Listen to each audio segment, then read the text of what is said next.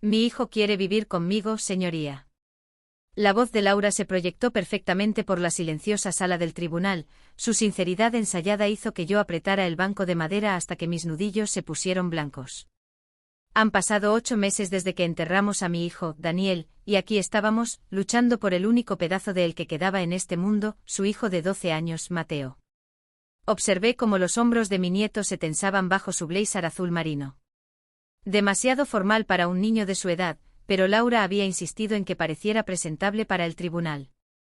La misma Laura a quien no le importaba lavar sus uniformes escolares o darse cuenta de que llevaba 3 días usando la misma camiseta en casa. El juez García, un hombre cuyo cabello plateado y rostro surcado hablaban de décadas presenciando conflictos humanos, se ajustó las gafas y se dirigió directamente a Mateo. ¿Es cierto, joven? ¿Quieres vivir con tu madre? El tribunal quedó en silencio. Mi abogada me apretó la mano en señal de consuelo, pero ambas conocíamos la realidad. Los tribunales favorecen a los padres biológicos. A pesar de toda nuestra documentación sobre la negligencia de Laura, a pesar de que Mateo pasaba más noches en mi casa que en la suya en los últimos meses, a pesar de todo, ella seguía siendo su madre. Mateo se puso de pie lentamente. A los 12 años, estaba en esa edad incómoda. Ya no era un niño pequeño, pero tampoco un adolescente. Extremidades desgarbadas y una voz que ocasionalmente se quebraba. Los ojos de Daniel me miraban desde el rostro de su hijo, enviando una nueva ola de dolor a mi pecho. Señoría, comenzó su voz más firme de lo que esperaba. ¿Puedo mostrarle algo primero? De su bolsillo sacó su teléfono. El que le había regalado por su cumpleaños el mes pasado después de que Laura olvidara su cita de actualización de móvil por tercera vez. Tengo una grabación de anoche, continuó Mateo. Creo que le ayudará a entender. La expresión perfectamente compuesta de Laura se desvaneció. Objeción. Señoría, cualquier cosa que mi hijo haya grabado se hizo sin mi conocimiento o consentimiento. Eso es ilegal. Y la señora Ruiz, interrumpió firmemente el juez García. En los juzgados de familia, tengo una considerable libertad para escuchar pruebas, especialmente del menor cuya custodia se está determinando. Decidiré su admisibilidad después de escucharla. Asintió hacia Mateo. Puede continuar, joven. Mi nieto le dio a reproducir, y la voz de Laura llenó la sala del tribunal. No los tonos cuidadosamente modulados que había usado antes ante el juez, sino palabras bruscas e impacientes. Deja de empacar esa maleta, Mateo. No vas a casa de tu abuela esta noche. Pero mamá, dijiste que podía cuando tú y Marco fueran al concierto. Los planes cambian. Marco cree que queda mal que estés siempre en casa de ella. Una vez que se resuelva este disparate de la custodia, de todos modos no pasarás tanto tiempo con ella. Pero nada de peros. Dios, eres igual que tu padre, siempre haciendo todo tan difícil. Mira, una vez que resolvamos esto del tribunal, nos mudaremos a Málaga con Marco. Su oferta de trabajo incluye una casa con piscina. Te encantará. ¿Qué hay de la abuela Elena y mis amigos y lo de papá? Tu abuela ya ha interferido lo suficiente. Eres mi hijo, no el suyo. Fin de la discusión. La grabación continuó con el sonido de una puerta al cerrarse, seguido por el llanto silencioso de Mateo. La expresión del juez García permaneció impasible, pero sus ojos se habían endurecido. Miró directamente a Laura, cuyo rostro se había quedado sin color. Señora Ruiz, ¿le gustaría explicar esta grabación? Laura se recuperó rápidamente con lágrimas en los ojos. Señoría, he estado bajo un tremendo estrés desde que perdí a Daniel. A veces digo cosas que no quiero decir. Mateo sabe que lo quiero más que a nada. Me mordí la lengua tan fuerte que sentí el sabor de la sangre. 8 meses observándola descuidar a Mateo mientras ella reconstruía su vida social. 8 meses viéndolo aparecer en mi puerta con hambre o con la tarea sin firmar. 8 meses cancelando su tiempo de visita a última hora. Y ahora esta actuación. El juez García no había terminado. Mateo, ¿hay algo más en esta grabación? Mi nieto asintió, sus dedos temblaban ligeramente mientras encontraba otra marca de tiempo. Esto es de anoche cuando mamá pensó que estaba dormido. Le dio a reproducir de nuevo. Esta vez escuchamos a Laura hablando con Marco, su novio de 5 meses. El abogado dice que una vez que tenga la custodia total, tendremos más flexibilidad con el fondo fiduciario de Mateo para gastos educativos y de vida. Esa vieja bruja no podrá bloquear nada. La voz de Marco suave y calculadora. Y la casa, el seguro de vida de Daniel, la casa ya es mía, pero el seguro fue mayormente al fondo de Mateo. Eso es lo que te digo. Una vez que tengamos la custodia total y nos mudemos a Arizona, podemos solicitar ser los únicos fideicomisarios. Elena no tendrá voz ni voto. Observé cómo la expresión del juez se oscurecía a medida que la grabación continuaba, detallando los planes de Laura y Marco para el dinero que mi hijo había dejado para asegurar el futuro de su hijo. Dinero que se había convertido, al parecer, en el principal interés de Laura para mantener la custodia. Cuando la grabación terminó, el juez García se quitó las gafas y se pellizcó el puente de la nariz. La sala del tribunal permaneció en silencio. La verdad flotaba pesadamente en el aire. Tomaremos un receso de 30 minutos, anunció finalmente. Cuando regresemos, escucharé los argumentos finales antes de tomar mi decisión. Mientras salíamos del tribunal, mi abogada se acercó. Esa grabación lo cambia todo, Elena. Los jueces odian cuando los motivos financieros impulsan las batallas por la custodia. Asentí, pero no pude hablar debido al nudo en mi garganta. Esto no era una victoria. Era una tragedia. Mi nieto se había visto obligado a exponer la insensibilidad de su propia madre para protegerse. En el pasillo, Mateo deslizó su mano en la mía, algo que no había hecho en público desde que tenía 9 años, considerándolo demasiado infantil. El simple gesto casi me rompe.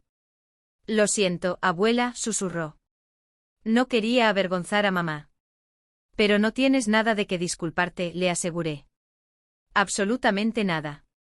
Por encima de su hombro capté la mirada de Laura, fría y calculadora bajo su máscara de preocupación maternal. La mujer que mi hijo había amado lo suficiente como para casarse, para formar una familia, era una extraña para mí ahora. Mientras esperábamos para regresar a la sala del tribunal, pensé en Daniel, mi hijo brillante y de buen corazón, quien había actualizado su testamento solo semanas antes del accidente que le quitó la vida, como si alguna parte de él hubiera presentido la necesidad de proteger el futuro de su hijo. Pensé en mi hija, Sofía, quien había volado desde Sevilla para apoyarnos a pesar de su exigente residencia quirúrgica. Y pensé en Mateo, obligado a crecer demasiado rápido en los últimos 8 meses. Pasara lo que pasara después, una cosa era segura. No defraudaría a Daniel. Protegería a su hijo costara lo que costara. El alguacil nos llamó de vuelta a la sala del tribunal, y enderecé mis hombros, lista para enfrentar lo que viniera. Por Mateo, por Daniel, por la familia que quedaba. La decisión del juez García todavía resonaba en mis oídos mientras abría la puerta de mi casa. Ahora oficialmente también la casa de Mateo, al menos temporalmente.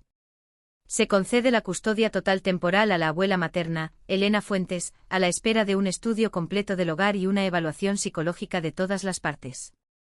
El tribunal encuentra pruebas suficientes de una posible explotación financiera que justifican una intervención inmediata. El rostro de Laura cuando se anunció el fallo me perseguiría durante años. La sorpresa se disolvió en una furia calculada al darse cuenta de que sus planes se habían desmoronado en el espacio de una grabación de 30 minutos. Sus últimas palabras en el estacionamiento del juzgado aún flotaban en el aire entre Mateo y yo. Esto no ha terminado. Ni mucho menos. ¿Puedo poner mis cosas en la habitación azul? Preguntó Mateo, rompiendo el silencio mientras entrábamos en la casa. La habitación azul había sido su espacio designado en mi casa desde que era un niño pequeño, evolucionando gradualmente de guardería a dormitorio infantil y al actual refugio preadolescente con sus carteles espaciales y su estantería llena de ciencia ficción. Por supuesto, respondí tratando de sonar normal, como si esto fuera solo otra visita de fin de semana y no el comienzo de un nuevo capítulo que ninguno de nosotros había anticipado. ¿Tienes hambre? Podría hacer sándwiches mixtos. Él asintió, dejando caer su mochila por las escaleras. Mamá no lo hizo.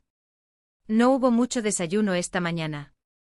Estaba ocupada preparándose para el tribunal. La mención casual de la negligencia de Laura, tan común que Mateo la mencionó sin énfasis, me apretó algo en el pecho. ¿Cuánto tiempo había sido esto su normalidad? ¿Cuánto me había perdido tratando de respetar el papel de Laura como su madre? Mientras preparaba el almuerzo, sonó mi teléfono. Sofía llamando desde Sevilla, ansiosa por noticias. El juez me dio la custodia temporal, le dije a mi hija, manteniendo la voz baja mientras Mateo arreglaba sus cosas arriba. Pero esto es solo el principio. Laura ya amenaza con luchar.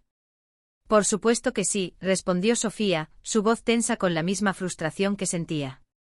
El dinero siempre ha sido su principal motivación. ¿Recuerdas lo rápido que intentó vender la casa después de que papá muriera? Sí que lo recordaba. Solo 6 semanas después del funeral de mi esposo Juan hace 3 años, Laura había sugerido que reducir el tamaño de la casa podría ser curativo para todos. Daniel había descartado la idea de inmediato, reconociéndola como un intento transparente de acceder a la equidad en lugar de un cierre emocional. La buena noticia, continuó Sofía, es que he hecho arreglos para tomarme un permiso de 2 semanas del hospital. Volaré mañana para ayudar con todo. Un alivio me invadió. Sofía, mi hija práctica y decidida que había seguido a su padre en la medicina, sería una aliada crucial en los días venideros. A sus 34 años, equilibraba la mente analítica de su padre con mi propia perseverancia obstinada. Cualidades que necesitaríamos en abundancia. Abuela. La voz de Mateo desde el umbral me devolvió al presente. Es la tía Sofía. Le entregué el teléfono, observando cómo su rostro se iluminaba durante la conversación. Sofía siempre había sido su defensora. Desde enseñarle a andar en bicicleta cuando Daniel viajaba por trabajo hasta defenderlo ferozmente cuando Laura sugirió que sus dificultades en matemáticas se debían a que no se esforzaba lo suficiente, en lugar de la dislexia que se le diagnosticó más tarde. Mientras charlaban, mi teléfono vibró con un mensaje de texto de mi abogada. La abogada de Laura solicita una audiencia de emergencia para revocar la orden de custodia temporal alegando que la grabación era ilegal y que el nieto fue coaccionado. Fecha del tribunal el próximo martes. No se preocupe, estamos preparados. El breve momento de paz se hizo añicos. Por supuesto, Laura no aceptaría la decisión del juez. Por supuesto, alegaría manipulación. El fondo fiduciario que Daniel había establecido para Mateo era sustancial, casi 2 millones de euros de su seguro de vida y acciones de la empresa, conmigo y Sofía como CEO fideicomisarias hasta que Mateo cumpliera los 25. En su grabación, Laura y Marco habían dejado claro que creían que obtener la custodia era el primer paso para acceder a esos fondos. Abuela. La voz de Mateo me sacó de mis pensamientos. Se quedó de pie con mi teléfono, su expresión de repente mucho más madura que sus 12 años. Mamá está llamando. ¿Debo responder? La orden judicial incluía un contacto telefónico razonable entre Mateo y Laura. Asentí aunque cada instinto quería protegerlo de cualquier táctica manipuladora que ella pudiera emplear. Hola, mamá, respondió su voz cuidadosamente neutral. Incluso desde el otro lado de la cocina, pude escuchar el tono agitado de Laura, aunque no sus palabras específicas. El rostro de Mateo permaneció impresionantemente estoico mientras escuchaba. No me instruyeron porque era la verdad. No, la abuela no me dijo que grabara nada. Lo hice porque se quedó en silencio, escuchando de nuevo. Luego con una firmeza que me sobresaltó, no quiero mudarme a Málaga con Marco. Quiero quedarme aquí en la casa de papá, en mi instituto con la abuela y mis amigos. Otra pausa. Sé que eres mi mamá. Eso no significa que se detuvo de nuevo, su expresión se nubló. Eso no es justo. Papá no querría. Lo que Laura dijo a continuación lo hizo encogerse. Me entregó el teléfono sin decir una palabra y salió de la cocina, con los hombros rígidos por la emoción contenida. Laura, comencé manteniendo la voz nivelada a pesar de la ira que hervía bajo la superficie.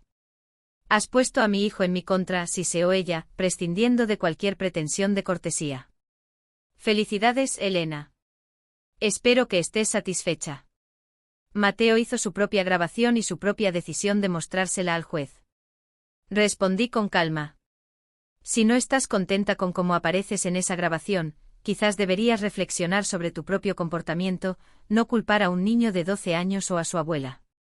Esto es temporal, escupió. Soy su madre. Ningún juez le va a dar la custodia permanente a una mujer de 67 años por encima de un padre biológico. La indirecta sobre mi edad fue deliberada y hiriente. Yo estaba activa y sana, pero la diferencia de edad de 15 años entre mis hijos significaba que, de hecho, era mayor que la mayoría de las abuelas de niños de 12 años. Era una carta que Laura sin duda jugaría en el tribunal. No estoy tratando de reemplazarte, dije, manteniendo la compostura con esfuerzo. Estoy tratando de proporcionarle estabilidad a Mateo mientras tú resuelves tus prioridades. Mi prioridad es mi hijo. ¿Lo es? Porque según esa grabación, tu prioridad parece ser su fondo fiduciario. El silencio que siguió fue frágil de rabia. Cuando Laura volvió a hablar, su voz había bajado a un susurro peligroso. No tienes idea con quién estás tratando, Elena. Ninguna en absoluto. La línea se cortó. Me quedé en mi cocina, con el teléfono aún pegado a mi oído, un escalofrío instalándose entre mis omóplatos. En los 8 meses transcurridos desde la muerte de Daniel, había visto a Laura transformarse de viuda afligida a madre negligente y a oponente calculadora. ¿En qué se convertiría ahora que sus planes financieros habían sido temporalmente frustrados? Desde arriba llegó el tenue sonido de la guitarra de Mateo, acordes vacilantes de la canción que Daniel le había estado enseñando antes del accidente. La melodía familiar me tranquilizó, un recordatorio de lo que estaba en juego. Mi teléfono vibró con otro mensaje de texto, esta vez de Sofía. El vuelo aterriza mañana a las 10:15 de la mañana. No te preocupes, mamá. Tenemos esto. Respiré hondo y comencé a preparar sándwiches mixtos, eligiendo la normalidad como mi escudo contra la tormenta que sabía que se avecinaba. Mateo necesitaba estabilidad ahora más que nunca, y yo estaba decidida a proporcionársela, sin importar lo que Laura pudiera hacer después. Mientras subía el almuerzo a la habitación de Mateo, le agradecí en silencio a Daniel por su previsión al crear ese fideicomiso con Sofía y conmigo como fideicomisarias. Sin él, Laura ya podría haber agotado los fondos destinados a asegurar el futuro de su hijo. Con él al menos teníamos influencia financiera en la batalla que se avecinaba. Lo que no sabíamos era hasta dónde llegaría Laura para recuperar el control, no solo de Mateo, sino del dinero que ella creía que debería ser suyo. La llegada de Sofía a la mañana siguiente trajo una oleada de energía a la casa. Mi hija siempre había sido una fuerza de la naturaleza, eficiente, directa y ferozmente protectora de aquellos a quienes amaba. Como cirujana pediátrica, canalizaba estas cualidades para salvar la vida de los niños. Ahora, las usaría para ayudar a salvar a su sobrino. Ya he hablado con 3 psicólogos infantiles que se especializan en evaluaciones de custodia, anunció antes de que su maleta hubiera tocado el suelo de la habitación de invitados. Y he recopilado el historial médico de Mateo que muestra el patrón de citas perdidas y vacunas retrasadas en los últimos 8 meses. Sonreí a pesar de mi agotamiento. Hola a ti también, cariño. ¿Café? Sofía hizo una pausa y luego se rió ronca. Lo siento, mamá. Modo doctora me abrazó fuertemente. ¿Cómo te encuentras? ¿De verdad?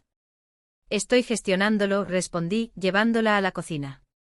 Es por Mateo por quien me preocupo. Se está esforzando tanto por ser valiente, pero esto le está pasando factura.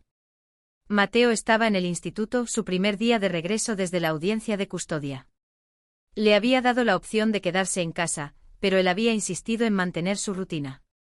Papá siempre dijo que la educación es lo primero, me había recordado con una imitación perfecta del tono serio de Daniel que casi me rompe el corazón. ¿Dónde se está quedando Laura? Preguntó Sofía, aceptando la taza de café que le ofrecí. En la casa, por lo que sé, el juez no le ordenó que abandonara la casa familiar, solo me concedió la custodia temporal de Mateo.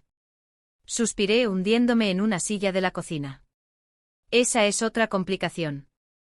Legalmente la casa pertenece a Laura como viuda de Daniel, aunque la hipoteca se está pagando del fideicomiso de Mateo, como Daniel especificó en su testamento. La expresión de Sofía se endureció. Así que está viviendo en una casa esencialmente pagada por la herencia de Mateo mientras trama cómo obtener el control del resto de su dinero. Antes de que pudiera responder, sonó mi teléfono. Mi abogada, Carmen Robles. Elena, tenemos una situación. Comenzó sin preámbulos. Laura ha presentado una moción de emergencia alegando explotación de personas mayores. ¿Qué? La acusación era tan absurda que casi me eché a reír. Ella alega que usted está usando a Mateo para acceder a su fondo fiduciario en su propio beneficio. Demanda una auditoría financiera completa de todos los gastos desde la muerte de Daniel. La ironía habría sido divertida si no fuera tan exasperante. Eso es ridículo. Sofía y yo no hemos usado ni un céntimo de ese dinero, excepto para los pagos de la hipoteca y la matrícula escolar de Mateo, exactamente como estipuló el testamento de Daniel. Lo sé y los registros financieros lo demostrarán. Pero es un movimiento táctico inteligente. Cambia el enfoque de sus planes grabados de explotar el fideicomiso a acusaciones infundadas contra ti. Sofía, leyendo mi expresión, me tomó la mano libre. Hay más, continuó Carmen.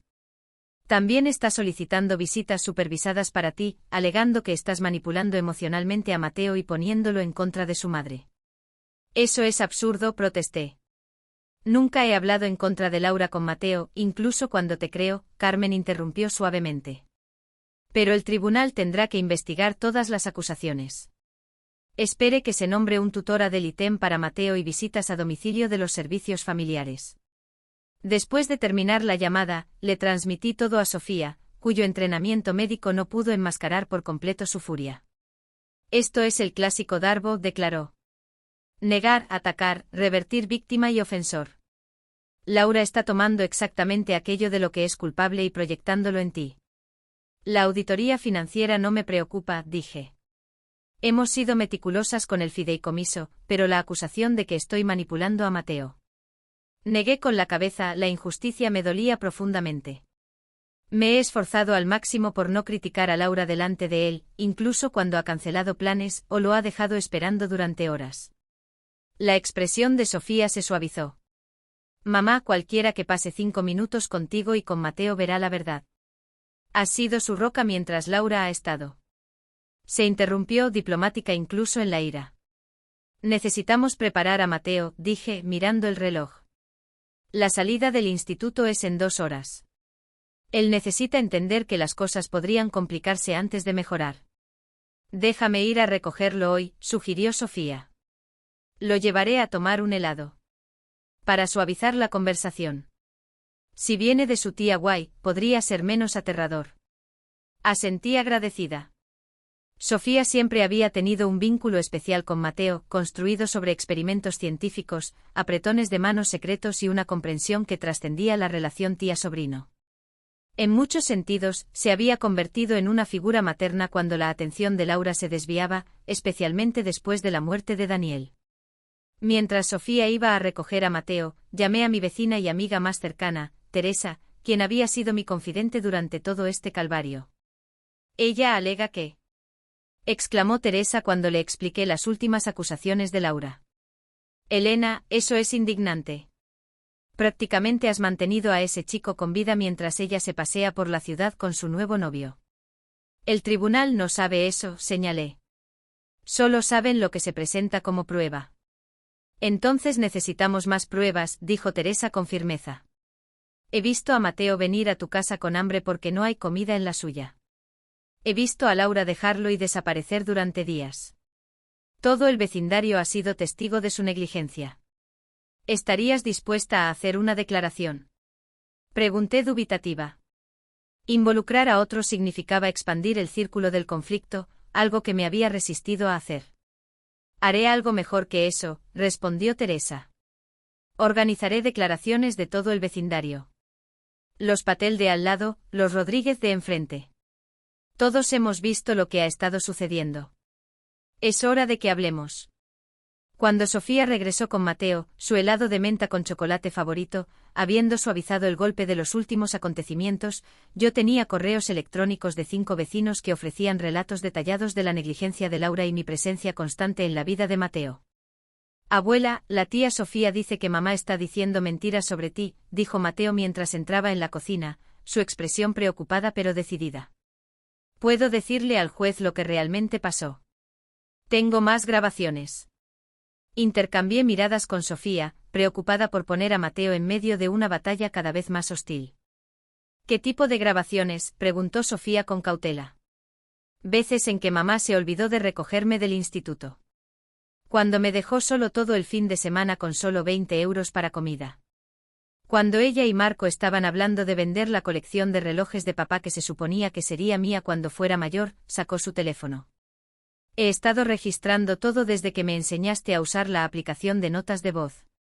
Tía Sofía, mi corazón se encogió por este niño que había sentido la necesidad de documentar su propia negligencia, incluso mientras sentía una oleada de orgullo por su ingenio. Mateo, le dije suavemente, no queremos que te sientas responsable de los aspectos legales de esta situación. Eso es para que lo manejen los adultos, me miró con ojos demasiado sabios para sus 12 años. Papá siempre decía que tenemos que defender lo que es correcto, incluso cuando es difícil. No voy a dejar que mamá te haga daño por mi culpa, abuela. No lo haré. En ese momento vi a Daniel tan claramente en su hijo que se me saltaron las lágrimas. Sofía, dándose cuenta, sugirió suavemente a Mateo que le mostrara su último proyecto de ciencias arriba, dándome un momento para recomponerme. Sola en la cocina, miré la creciente colección de pruebas en mi portátil, registros financieros, declaraciones de vecinos, grabaciones de Mateo, y me pregunté cómo habíamos llegado a este punto. Como la mujer que mi hijo había amado lo suficiente como para casarse se había convertido en una adversaria dispuesta a destruir a cualquiera en su camino hacia la ganancia financiera. Y me pregunté con un escalofrío que no podía quitarme de encima, hasta dónde llegaría Laura cuando se diera cuenta de que el vecindario se estaba uniendo contra ella, de que Mateo había estado documentando su negligencia y de que su narrativa cuidadosamente construida estaba empezando a desmoronarse. La respuesta, temía, resultaría mucho peor de lo que habíamos preparado. La primera señal de la represalia de Laura llegó a las 3 de la madrugada, un estruendo que me sacó del sueño. Busqué a tientas mi teléfono con el corazón latiendo con fuerza mientras marcaba el 112. Alguien ha roto la ventana de mi fachada, le dije a la operadora, manteniendo la voz baja. Mi nieto está en la casa. Por favor, dens prisa. Me arrastré a la habitación de Mateo, aliviada al encontrarlo todavía dormido, y luego me acerqué con cautela a las escaleras. Cristales brillaban por el suelo de mi salón, rodeando un ladrillo con una nota adjunta: abandona el caso o será peor la próxima vez. Cuando la policía llegó minutos después, lo documentaron todo metódicamente, el ladrillo, la nota, la ventana rota, pero sus expresiones permanecieron profesionalmente neutrales cuando sugerí que Laura podría ser la responsable. La señora Fuentes investigará todas las posibilidades, dijo el agente con cautela. Pero sin testigos ni imágenes de cámaras, es difícil establecer quién hizo esto. Por la mañana, Sofía había instalado un sistema de seguridad con cámaras que cubrían todos los accesos a la casa mientras Mateo observaba con los ojos muy abiertos la realidad de la situación, finalmente penetrando su fachada estoica. «Mamá no haría eso, ¿verdad?», preguntó mientras barríamos los últimos cristales. «¿Tirar un ladrillo por tu ventana?». Elegí mis palabras con cuidado. «No lo sé, cariño.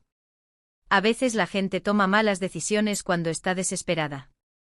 Fue Marco, afirmó Sofía rotundamente una vez que Mateo estuvo fuera del alcance del oído. Laura es demasiado calculadora para hacer algo tan burdo ella misma, pero él es exactamente el tipo que cree que la intimidación funcionará. Carmen, al ser informada, solicitó de inmediato una orden de alejamiento y presentó el incidente como prueba de escalada. Esto en realidad ayuda a nuestro caso, explicó. Demuestra hasta dónde están dispuestos a llegar para mantener el control. 2 días después, llegó el segundo ataque. No físico, pero quizás más dañino. Laura lanzó una campaña en redes sociales retratándose como una viuda afligida que estaba siendo separada de su hijo por una suegra controladora. Las publicaciones incluían fotos cuidadosamente editadas de momentos felices con Daniel y Mateo, intercaladas con vídeos llorosos sobre la alienación parental y el abuso financiero a personas mayores. La sección de comentarios se llenó de indignación de extraños que no sabían nada de la verdad. Peor aún, varios parientes lejanos y conocidos ocasionales comenzaron a compartir las publicaciones, añadiendo sus propias reacciones de asombro. Está creando una realidad alternativa, se enfureció Sofía, desplazándose por la creciente narrativa digital. Una donde ella es la madre devota y tú eres la villana. Me sentí enferma viendo cómo se extendía la fabricación. ¿Debemos responder? Intentar corregir el registro, Carmen lo desaconsejó. El tribunal no se dejará influenciar por el drama de las redes sociales. Involucrarse solo valida su plataforma y te hace parecer defensiva. Documenta todo, pero no respondas públicamente. La contención fue difícil, especialmente cuando Mateo descubrió las publicaciones mientras investigaba para un proyecto escolar. Está mintiendo sobre ti, dijo con la voz temblorosa de ira. ¿Y sobre mí? Está diciendo que fui manipulado, que en realidad no quería vivir contigo.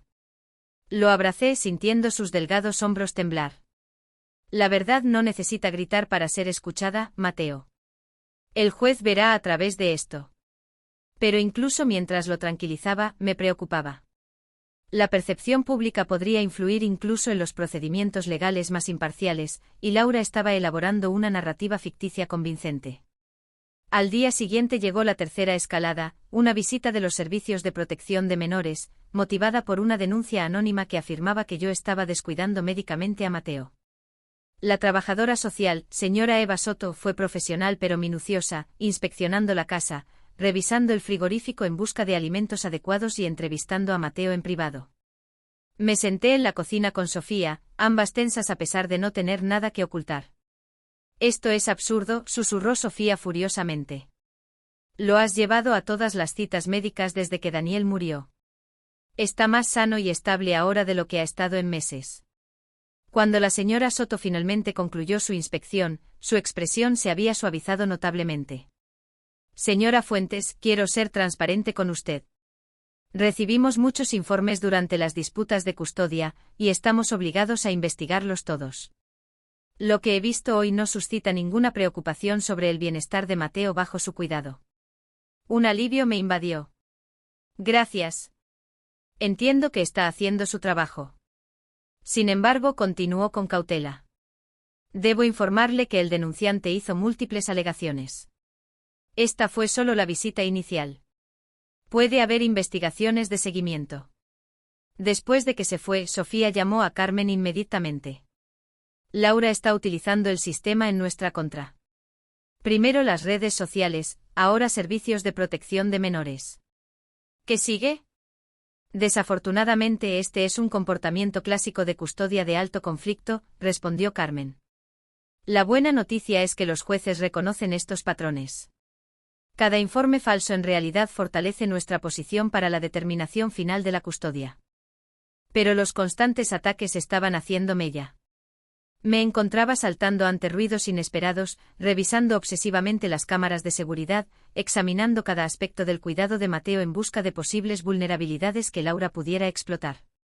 Mateo, mientras tanto, mostraba signos de aumento de ansiedad, problemas para dormir, disminución del apetito, sobresaltándose fácilmente. Cuando Sofía le sugirió que hablara con un terapeuta, él se resistió inicialmente. No estoy loco, insistió. Solo me preocupa lo que mamá podría hacer después. La terapia no es para locos, explicó Sofía suavemente. Es para cualquiera que navegue situaciones difíciles, como los cirujanos que necesitan fisioterapia después de que las largas cirugías les tensan la espalda. La comparación médica le resonó y aceptó a regañadientes.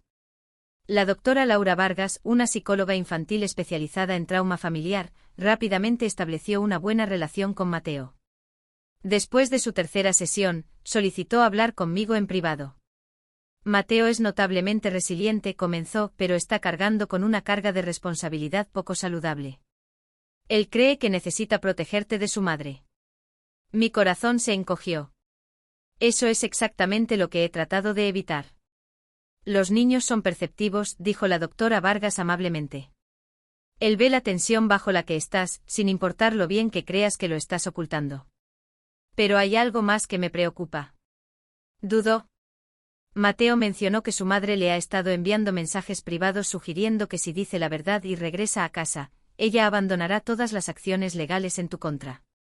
La manipulación era asombrosa en su crueldad, usando el amor de Mateo por mí como palanca contra él. Él ha rechazado sus ofertas, continuó la doctora Vargas. Pero cada rechazo aumenta su ansiedad. Esencialmente se le pide que elija entre su propio bienestar y el tuyo. Cerré los ojos brevemente, reuniendo fuerzas. ¿Qué podemos hacer? Primero, considere bloquear la comunicación directa entre Mateo y su madre, excepto a través de canales monitoreados. Segundo, Mateo necesita la seguridad de que los adultos resolverán estos problemas, no él. Y tercero, me miró directamente a los ojos. Usted también necesita apoyo, señora Fuentes. Esta situación desafiaría a cualquiera, y mucho menos a alguien que está procesando su propio dolor por la pérdida de su hijo. Esa tarde, después de discutir las recomendaciones de la doctora Vargas con Sofía y Carmen, presentamos una moción de emergencia solicitando que toda comunicación entre Laura y Mateo se realizara a través de una aplicación de coparentalidad aprobada por el tribunal que documentaría todos los intercambios. Mientras preparaba la cena, tratando de mantener cierta apariencia de rutina normal, Sofía recibió un mensaje de texto que oscureció su expresión. ¿Qué pasa ahora?, pregunté, temiendo la respuesta.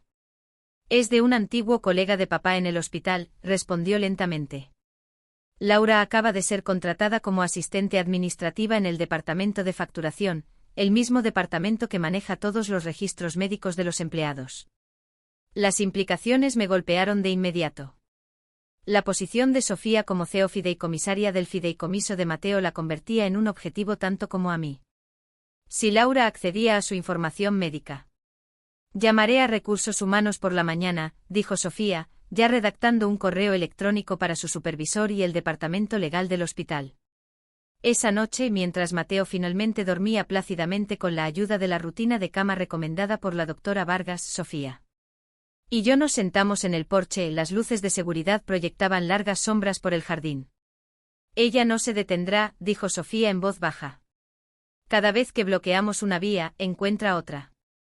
Observé las sombras, recordando cómo Daniel había jugado en este mismo jardín de niño, como más tarde le había enseñado a Mateo a andar en bicicleta en este mismo tramo de cemento. No, ella no se detendrá, asentí. Lo que significa que tenemos que encontrar una manera de terminar esto de forma concluyente. ¿Cómo?, preguntó Sofía. Ya estamos haciendo todo lo legalmente posible. Consideré la pregunta pensando en todo lo que había aprendido sobre Laura en los 8 meses transcurridos desde la muerte de Daniel. Sus patrones, sus motivaciones, sus debilidades. Ella quiere el dinero de Mateo, dije lentamente. Todo lo demás es secundario. ¿Y si usamos eso en su contra? Sofía se volvió hacia mí. La curiosidad reemplazó el agotamiento en su expresión. ¿Qué estás pensando, mamá? Algo que Daniel probablemente llamaría una locura, admití. Pero quizás la locura es exactamente lo que necesitamos ahora mismo. ¿Quieres hacer qué? Carmen me miró fijamente desde el escritorio de su oficina, con la taza de café congelada a mitad de camino de sus labios. Ofrecerle dinero a Laura para que se marche, repetí con calma. No del fideicomiso de Mateo. Eso permanece intocable. Fondos personales. Sofía, sentada a mi lado, asintió. Mamá ha estado dándole vueltas a esto toda la noche. Las acciones de Laura están motivadas financieramente. Si abordamos directamente esa motivación, podríamos resolver esto sin arrastrar a Mateo a meses de conflicto creciente. Carmen dejó su taza con cuidado. Elena, entiendo el impulso, pero pagar a alguien que hace acusaciones falsas podría interpretarse como una admisión de culpa. ¿Por qué una persona inocente pagaría para que un problema desaparezca? Porque una persona inocente podría priorizar el bienestar de un niño sobre tener razón, repliqué. Cada día que esto continúa daña aún más a Mateo. El ladrillo por la ventana, la visita de los servicios de protección de menores, la campaña en redes sociales, es una muerte por 1000 cortes. Y Mateo siente cada uno de ellos. Sin mencionar, añadió Sofía, que el nuevo puesto de Laura en el hospital le da acceso potencial a información sensible. Hemos alertado a Recursos Humanos, pero los sistemas tienen vulnerabilidades. Cuanto más se alargue esto, más creativa se volverá. Carmen se recostó con los dedos entrelazados bajo la barbilla, una postura que reconocí de nuestras consultas anteriores. Estaba considerando todos los ángulos, que era precisamente la razón por la que la había contratado. Supongamos que el tribunal le concede la custodia permanente, dijo finalmente. Laura todavía tendría derechos de visita. Permanecería en la vida de Mateo con oportunidades continuas para manipular y socavar. El dinero podría abordar su motivación inmediata, pero no su presencia a largo plazo. Esa es la segunda parte de la propuesta, expliqué. No solo ofrecemos dinero. Ofrecemos una ruptura limpia, una suma significativa a cambio de la terminación voluntaria de los derechos parentales. La sugerencia quedó en el aire, radical incluso para mis propios oídos. La terminación de los derechos parentales era la opción nuclear en el derecho de familia, típicamente reservada para casos de abuso o abandono severo. La terminación voluntaria es extremadamente rara, dijo Carmen lentamente. La mayoría de los tribunales ni siquiera lo considerarán sin que otro padre esté listo para adoptar, por lo que tendría que ser idea de Laura, no nuestra, interpuso Sofía. Nosotras no sugerimos la terminación. Simplemente hacemos una oferta económica para que ella resuelva la situación por completo y veamos qué propone. La expresión de Carmen siguió siendo escéptica. Incluso si ella misma lo sugiriera, un juez examinaría cualquier acuerdo con lupa. Sería necesaria una razón convincente más allá de la consideración económica. ¿Qué tal la reubicación? Sugerí que Laura había mencionado mudarse a Málaga con Marco. Si ella presentara la terminación como una opción compasiva, permitiendo a Mateo estabilidad en lugar de visitas transfronterizas, podría ser más aceptable para el tribunal. Y si ella planteó la idea primero, añadió Sofía, después de que hayamos establecido un patrón de ella priorizando el dinero sobre el bienestar de Mateo, reforzaría nuestra narrativa en lugar de socavarla. Carmen golpeó su bolígrafo pensativamente contra su bloc legal. Es poco ortodoxo, admitió. Pero dadas las circunstancias, ¿cómo se la imaginaría abordándola? No directamente, dije con firmeza. Eso es demasiado arriesgado. Necesitamos un tercero neutral, alguien que pueda lanzar el concepto sin que se nos atribuya a nosotros. Podría tener una idea, dijo Sofía lentamente. La exesposa de Marco es enfermera instrumentista en mi hospital. Por lo que he oído, tuvieron un divorcio extremadamente contencioso, en gran parte debido a problemas financieros. Podría estar motivada para perturbar su último boleto de comida. Carmen levantó una ceja. ¿Quieres reclutar a la exesposa del novio como intermediaria? Eso es una resolución creativa de problemas, terminó Sofía con un toque del humor seco de su padre. Algo en lo que los cirujanos sobresalen. Es arriesgado, reconocí. Pero cada opción ante nosotros conlleva riesgos. Esto al menos nos da cierto control sobre la narrativa. Después de otra hora de discusión, refinando el enfoque y anticipando posibles trampas, Carmen aceptó a regañadientes redactar una oferta de acuerdo neutral, una que mencionara una compensación económica sin especificar el propósito, cuidadosamente redactada para evitar cualquier sugerencia de impropiedad. Recuerden, advirtió mientras nos preparábamos para irnos. Esto debe parecer que simplemente están abiertos a resolver el conflicto de manera eficiente. Nada que pueda interpretarse como comprar la custodia o fomentar la terminación de derechos. Esas sugerencias deben venir de Laura, documentadas sin nuestras huellas dactilares cerca de ellas. Mientras Sofía y yo conducíamos a casa, el peso de lo que estábamos considerando se posó pesadamente sobre mis hombros. Estaba realmente preparada para, en esencia, comprar la libertad de mi nieto de su madre. ¿Qué pensaría Daniel de tal estrategia? Estás dudando, observó Sofía, leyendo mi expresión con la misma perspicacia que había heredado de su padre. ¿Tú no? Suspiré. Se siente mercenario. Es pragmático, corrigió Sofía.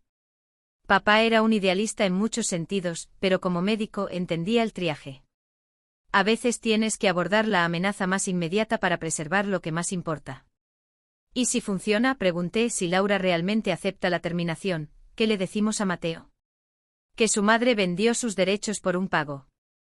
Las manos de Sofía se tensaron en el volante. Le decimos la verdad de manera apropiada para su edad. Que su madre tomó decisiones que priorizaron su felicidad sobre su bienestar. Que a veces los adultos les fallan a sus hijos, no porque los hijos no sean dignos de ser amados, sino porque los adultos están dañados. Eso es una carga pesada para un niño de 12 años. Ya es su carga, mamá. Él lo vive cada día. La única pregunta es si lo ayudamos a entenderlo o lo dejamos que lo interprete solo. Cuando llegamos a casa, Teresa estaba en el porche con Mateo, supervisándolo mientras repintaba la barandilla, un proyecto que había solicitado, explicando solemnemente que las actividades constructivas ayudan a procesar emociones difíciles, según la doctora Vargas. Momento perfecto, llamó Teresa mientras nos acercábamos. Estamos terminando la primera capa. Mateo tiene un ojo bastante bueno para los detalles. Mi nieto levantó la vista. Pintura manchada en una mejilla. La primera sonrisa genuina que había visto en días iluminaba su rostro. Abuela, ¿te gusta el azul? Es casi el mismo color que papá y yo pintamos mi casa del árbol. La simple alegría en su expresión, la conexión con Daniel que él se esforzaba por mantener, fortaleció mi determinación. Este niño merecía estabilidad, seguridad y paz, no ser un peón en los planes financieros de su madre. Esa noche, después de que Mateo se acostara, Sofía hizo la llamada a la exesposa de Marco, enmarcando cuidadosamente la conversación como la de una profesional de la salud a otra, preocupada por un niño atrapado en una situación cada vez más volátil. 3 días después, mientras Mateo y yo trabajábamos en el jardín, mi teléfono sonó con un número desconocido. Elena, la voz de Laura era fría, controlada. Creo que es hora de que hablemos de una resolución permanente para nuestra situación, una que beneficie a todos los involucrados. Crucé la mirada con Sofía al otro lado del jardín, donde ella había estado fingiendo leer mientras en realidad monitoreaba las cámaras de seguridad. Escucho, respondí, igualando el tono profesional de Laura mientras mi corazón latía con cautelosa esperanza. La primera parte de nuestra estrategia había funcionado.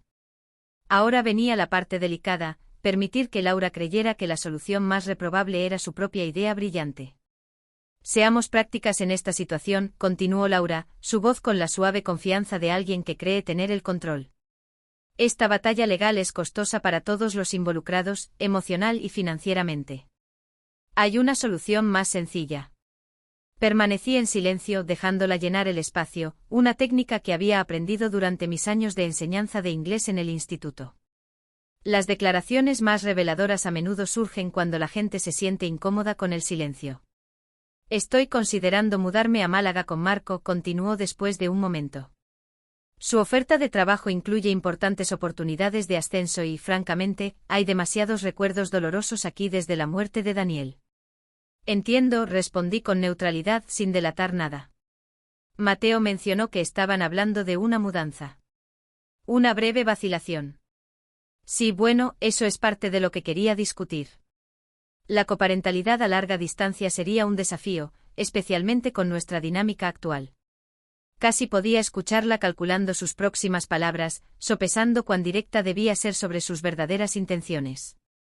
Se me ocurre, dijo finalmente, que podría haber un acuerdo que beneficie a todos. Mateo está claramente apegado a ti y a Sofía. Está establecido en su instituto, tiene a sus amigos aquí.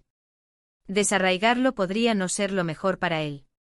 La repentina preocupación por el bienestar de Mateo habría sido conmovedora si no fuera tan transparentemente estratégica. Permanecí en silencio, esperando. Me pregunto si podríamos considerar un arreglo más permanente, continuó Laura, su voz bajando ligeramente como si compartiera una confidencia. Uno en el que Mateo permanezca contigo, y yo siga adelante con mi vida en Málaga. ¿Qué propones exactamente, Laura?, pregunté, cuidando de no dejar entrever ninguna señal de entusiasmo en mi voz.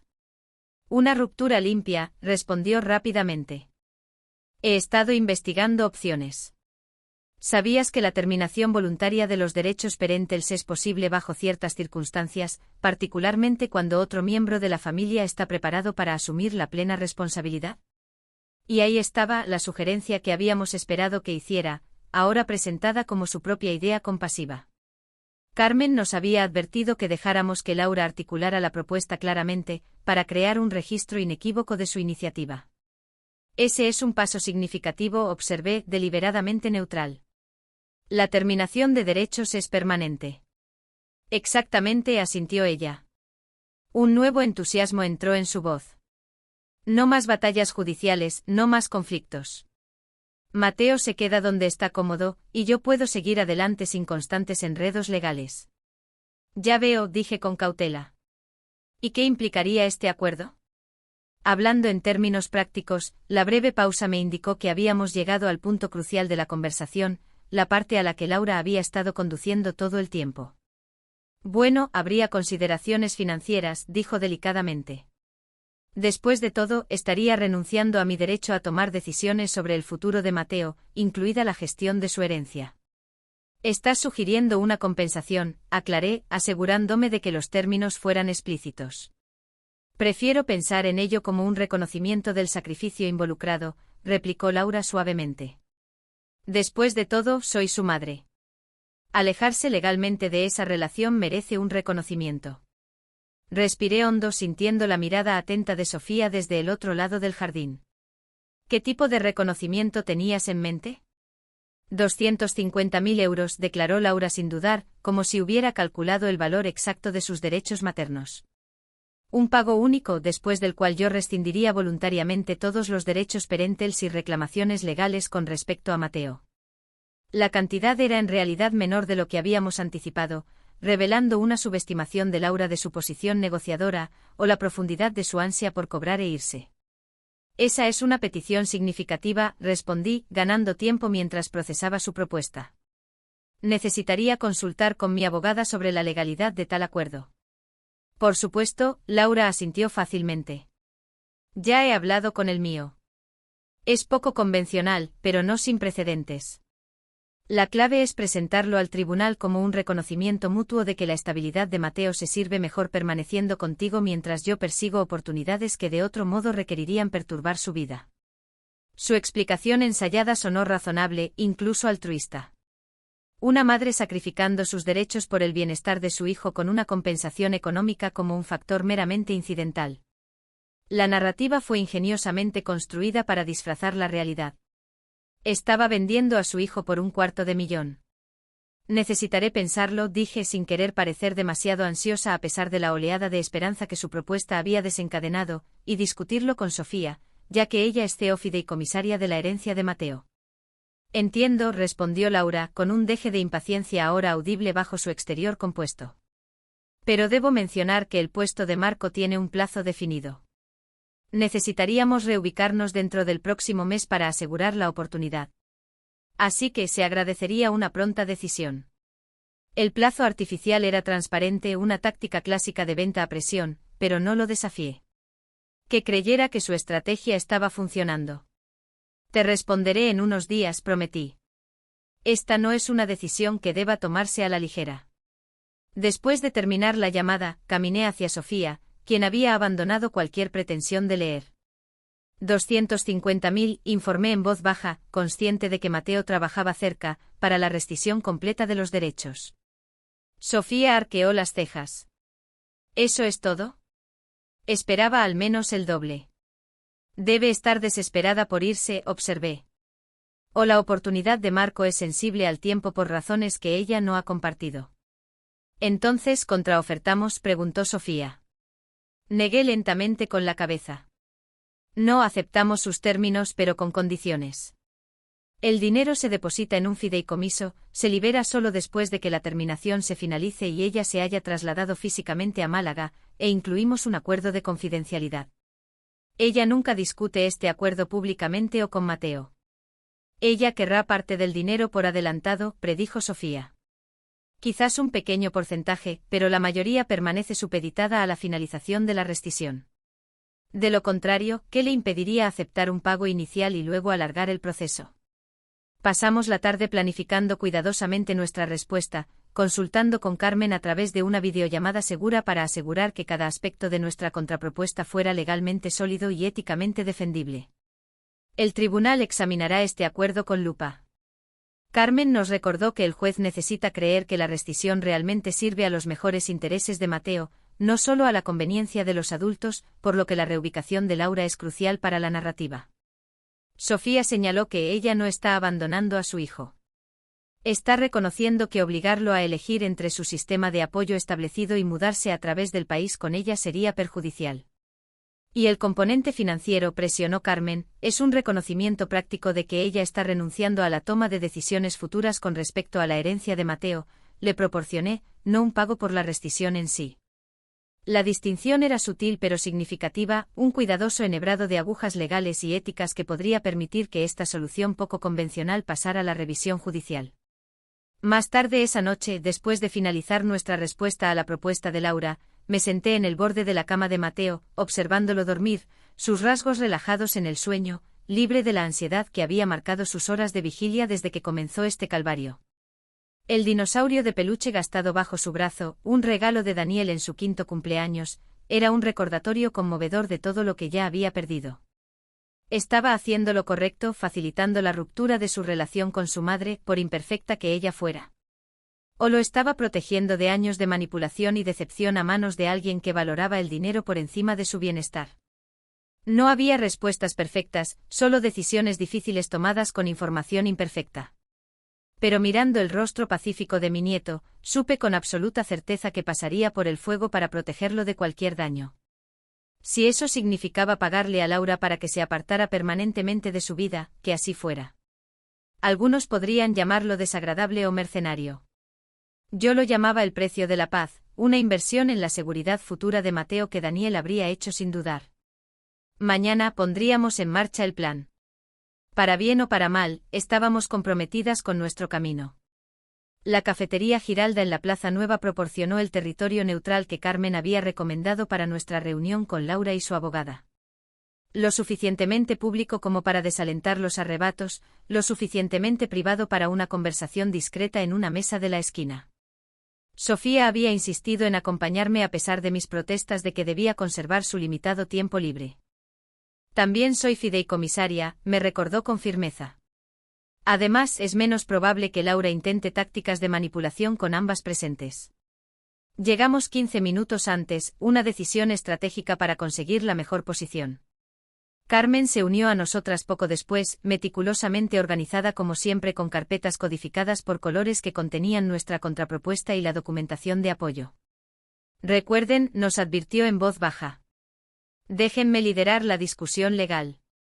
Si Laura intenta involucrarlas emocionalmente, redirijan a los aspectos prácticos del acuerdo.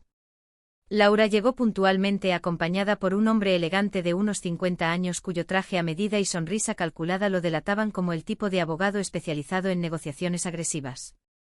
Marco esperaba fuera en el estacionamiento, un detalle que me pareció extrañamente revelador. Quería los beneficios de la posible ganancia inesperada de Laura, pero prefería mantener sus manos limpias de la transacción real. Elena, Sofía, Laura asintió secamente mientras tomaba asiento. Toda pretensión de calidez familiar abandonada ahora que habíamos pasado a la fase de negocios de nuestra relación. Él es Javier Ruiz, mi abogado. Después de breves presentaciones, Carmen abrió su carpeta principal. Hemos revisado la propuesta de su cliente para la terminación voluntaria de los derechos parentales en conjunto con sus planes de reubicación. Mis clientas están dispuestas a aceptar los términos financieros con ciertas condiciones. Javier Ruiz levantó una ceja, claramente sorprendido por nuestra falta de resistencia a la cantidad. ¿Qué condiciones? Carmen deslizó un documento por la mesa. El acuerdo completo se detalla aquí, pero esencialmente los 250.000 euros se depositarían en fideicomiso con un 15% liberado al firmar el acuerdo preliminar y el resto desembolsado después de la aprobación judicial de la rescisión y la verificación de la reubicación de la señora Ruiz a Málaga. Los ojos de Laura se entrecerraron ligeramente. Eso podría llevar meses. Aproximadamente 60 días, corrigió Carmen. Hemos investigado el plazo típico para casos de rescisión no impugnada en esta jurisdicción. El tribunal prioriza la resolución cuando todas las partes están de acuerdo. Javier Ruiz revisó el documento con eficiencia. También hay una cláusula de confidencialidad aquí. Estándar en los acuerdos familiares, respondió Carmen con calma. Prohíbe a todas las partes discutir los términos financieros del acuerdo públicamente o con el menor. Eso parece razonable, reconoció Javier Ruiz, aún escaneando el documento. Sin embargo, la verificación de la reubicación es problemática. El plazo de mi cliente depende de la oportunidad laboral de su pareja, que puede ser flexible. Reconocí la táctica de negociación de inmediato, crear un obstáculo artificial para cederlo más tarde a cambio de una concesión más significativa de nuestra parte. Carmen evidentemente también lo reconoció, ya que no respondió de inmediato. El componente de reubicación no es negociable, afirmó Sofía con firmeza, hablando por primera vez. El tribunal requerirá una razón convincente para la terminación más allá de la consideración financiera. La decisión de la señora Ruiz de buscar oportunidades incompatibles con la vida establecida de Mateo aquí proporciona esa justificación. La fachada de confianza de Laura se resquebrajó ligeramente. ¿Estás sugiriendo que realmente necesito mudarme a Málaga para que esto funcione? Eso es precisamente lo que estamos diciendo, confirmé, mirándola directamente a los ojos. La narrativa presentada al tribunal debe ser veraz y verificable. Usted está eligiendo reubicarse por oportunidades profesionales y personales, reconociendo que desarraigar a Mateo sería perjudicial para su bienestar. Un destello de cálculo cruzó su rostro mientras intercambiaba miradas con Javier Ruiz. ¿Y si nuestros planes cambian después de que se finalice la rescisión? El acuerdo incluye una cláusula de no residencia de 2 años para el área metropolitana, señaló Carmen, indicando la sección relevante. Después de eso, usted es libre de vivir donde elija, pero la reubicación inicial debe ser genuina y documentada. Javier Ruiz se inclinó hacia Laura, susurrándole algo que la hizo fruncir el ceño momentáneamente antes de que su expresión volviera a la neutralidad practicada. El acuerdo de fideicomiso es aceptable, dijo Javier Ruiz después de su breve consulta. Sin embargo, proponemos un 25% liberado al firmar en lugar del 15%. Y necesitaremos parámetros específicos que definan lo que constituye la verificación de la reubicación. La negociación continuó durante casi 2 horas, abordando cada detalle, desde el calendario para las presentaciones judiciales hasta el lenguaje específico que se presentaría al juez. Durante la discusión, noté que la atención de Laura se desviaba repetidamente hacia el estacionamiento donde Marco esperaba, como si buscara una guía invisible o una reafirmación. Finalmente, Javier Ruiz cerró su portafolio. Creo que hemos abordado todos los puntos sustantivos. Revisaré el acuerdo de acuerdo con nuestra discusión y lo enviaré para su revisión mañana por la tarde. Mientras nos preparábamos para irnos, Laura preguntó de repente, ¿qué pasa con las cosas de Mateo? Su ropa, sus aparatos electrónicos. La pregunta, la primera que se centraba en Mateo mismo en lugar de consideraciones financieras o legales, me tomó por sorpresa. Por un momento vislumbré algo casi como una preocupación genuina en su expresión. Podemos arreglar para que empaques sus pertenencias mientras él está en el instituto, le ofrecí. O podemos empacarlas por ti. Lo que prefieras, ella dudó, luego asintió. Lo haré. Hay algunas cosas que quiero asegurarme de que guarde. Cosas de Daniel. La mención inesperada de mi hijo me produjo una punzada en el pecho. A veces olvidaba que a pesar de todo, Laura alguna vez había amado a Daniel, había construido una vida con él, había dado a luz a su hijo. Que había transformado a esa joven en la persona sentada frente a mí ahora, negociando clínicamente su relación con su hijo. Te avisaré cuando Mateo esté fuera de casa durante varias horas, dije en voz baja. Puedes tener ese tiempo en privado. Algo brilló en su rostro. Gratitud, arrepentimiento antes de que su máscara compuesta regresara. Gracias. Mientras caminábamos hacia nuestros coches, Sofía expresó la pregunta que había estado dando vueltas en mi mente. ¿Crees que realmente lo hará una vez que la realidad se asiente? Carmen lo consideró pensativamente. La motivación financiera es fuerte y ella está claramente involucrada en su nueva relación, pero rescindir los derechos parentales es profundamente definitivo. Algunos clientes experimentan una vacilación de último minuto cuando se enfrentan a la firma de los documentos reales. Ella no dudará, dije con tranquila certeza. No si el dinero es suficiente y su camino a seguir con Marco sigue siendo claro. ¿Cómo puedes estar tan segura?, preguntó Sofía. Pensé en la mujer que había observado durante los 8 meses transcurridos desde la muerte de Daniel. Sus decisiones calculadas, sus prioridades cambiantes, su interés propio fundamental. Porque Laura ya ha terminado emocionalmente su relación con Mateo, la formalidad legal simplemente se está poniendo al día con la realidad que ella ya ha creado. Mientras abría mi coche, vi a Marco observándonos desde el otro lado del estacionamiento. Su expresión era una mezcla de impaciencia y avaricia. En ese momento comprendí con perfecta claridad que nuestra negociación no era realmente con Laura en absoluto. Ella era simplemente el conducto para sus ambiciones, una realización que fortaleció mi determinación y profundizó mi tristeza por la familia en la que Daniel alguna vez había creído. Vamos a casa, le dije a Sofía. Mateo se preguntará cómo fue la reunión.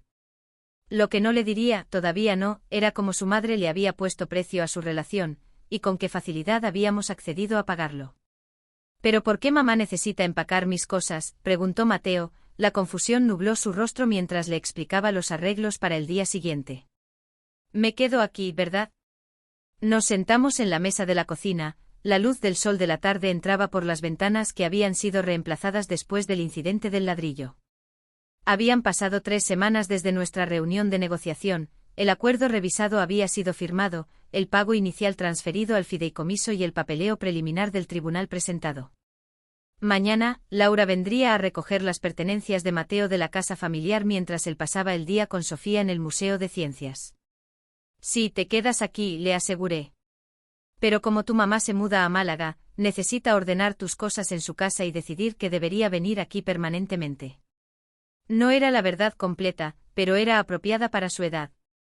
El enfoque que la doctora Vargas había recomendado mientras preparábamos a Mateo para los cambios que se avecinaban. Todavía no le habíamos explicado el concepto de la terminación de los derechos parentales. En su lugar, nos centramos en la realidad más inmediata de la reubicación de Laura. Mateo frunció el ceño, procesando esta información con la cuidadosa deliberación que tanto me recordaba a Daniel. Tiene que mudarse. No podría quedarse aquí y podríamos resolver, ya sabes, las cosas normales de la custodia. La pregunta reveló lo que había sospechado. Debajo de la aparente aceptación de la situación por parte de Mateo, una parte de él aún esperaba la reconciliación con su madre. A pesar de su negligencia, a pesar de la evidencia grabada de sus prioridades, ella seguía siendo su madre. Ese vínculo primario no podía romperse solo con la lógica. Tu mamá ha tomado su decisión, le dije suavemente. Ella cree que esta mudanza representa una oportunidad importante para su futuro con Marco. Más importante que yo, dijo Mateo secamente, el dolor apenas oculto bajo su tono de voz inexpresivo. Resistí el impulso de estar de acuerdo o de menospreciar a Laura. La doctora Vargas había enfatizado la importancia de permitir que Mateo formara sus propias conclusiones sin la influencia de los adultos. No puedo hablar de las prioridades de tu mamá, Mateo. Solo puedo decirte que Sofía y yo estamos comprometidas a brindarte estabilidad y apoyo, pase lo que pase. Él asintió, pero su expresión siguió siendo de preocupación. Puedo al menos llamarla mañana para despedirme antes de que empaque todo. La petición me tomó por sorpresa. Desde la audiencia de custodia, Mateo había mostrado poco interés en comunicarse con Laura, especialmente después de descubrir su campaña en redes sociales contra mí. Las llamadas supervisadas ordenadas por la orden de custodia temporal habían sido breves e incómodas. Claro, asentí, buscando mi teléfono. ¿Quieres llamarla ahora? Él negó con la cabeza. No, mañana es mejor. Antes de que empiece a empacar, solo quiero decirle algo. La críptica respuesta provocó un leve aleteo de preocupación, pero respeté su privacidad. Mateo había demostrado una madurez notable durante todo este calvario. Él merecía cierta autonomía para manejar su relación con su madre, incluso cuando se acercaba a su conclusión legal. Más tarde esa noche, mientras Sofía y yo preparábamos la cena, le compartí la petición de Mateo. ¿Crees que deberíamos preocuparnos por lo que quiere decirle? Sofía consideró esto mientras cortaba verduras con precisión quirúrgica. Él no es confrontativo por naturaleza. Mi conjetura es que quiere cerrar un ciclo, quizás hacer preguntas que ha dudado en expresar en nuestra presencia, o hacer un último intento para que cambie de opinión, sugerí. La posibilidad me produjo un escalofrío a pesar del calor de la cocina. Incluso si esa es su intención, sería incorrecto permitirlo, desafió Sofía suavemente. Si Laura eligiera a Mateo en lugar de Málaga y Marco, ¿no sería eso, en última instancia, mejor para él? Una madre que realmente prioriza a su hijo. La pregunta me hizo reflexionar. Me había concentrado tanto en ganar esta batalla que había perdido de vista lo que realmente podría ser mejor para Mateo. Si Laura cambiaba de opinión en el último minuto, rechazaba el dinero y se comprometía a una coparentalidad genuina, ¿no representaría eso una curación en lugar de una derrota? Tienes razón, reconocí. Si ella eligiera a Mateo, me adaptaría. Las palabras se sentían inadecuadas para describir la compleja recalibración que tal desarrollo requeriría, pero fueron honestas. Ella no lo hará, dijo Sofía en voz baja, su certeza igualando mi propia evaluación anterior. Pero Mateo necesita saber que se le dio toda la oportunidad de mantener esa relación. De lo contrario, podría pasar años preguntándose si pudo haber evitado la ruptura. La doctora Vargas confirmó esta perspectiva durante nuestra consulta telefónica esa tarde después de que Mateo se acostara. Permitirle a Mateo cierta autonomía en esta transición es crucial para su adaptación a largo plazo, explicó.